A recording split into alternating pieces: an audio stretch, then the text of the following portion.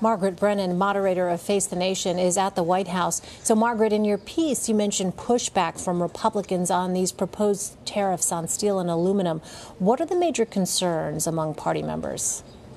Well, first of all, many on Capitol Hill were caught by surprise. They did not expect this announcement today. They never like that. But also, they are hearing from businesses based in their home states, companies, manufacturers that work with steel and aluminum that they purchase from foreign exporters and then use that in their products. We're talking about car makers. We're talking about other different types of industries who have concerns and are raising that with congressmen.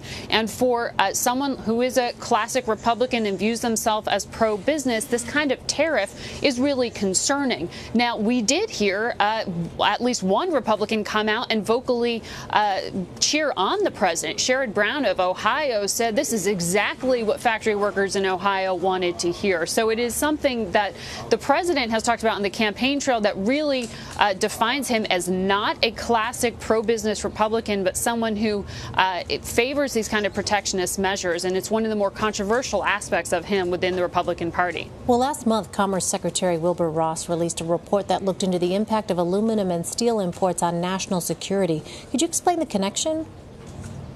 Well, one of the things that the president said today with these tariffs is that it would help national security. But when you look at how steel and aluminum are used, they're often used in things like big tankers, in machinery, in weaponry. And so when the United States is looking at all the different companies that manufacture what we use, you have to take into consideration what the sourcing of those products are. So the president says this is a hit back at China. China he views as a national security threat and an economic one at the same time. Those two things are very much interlinked.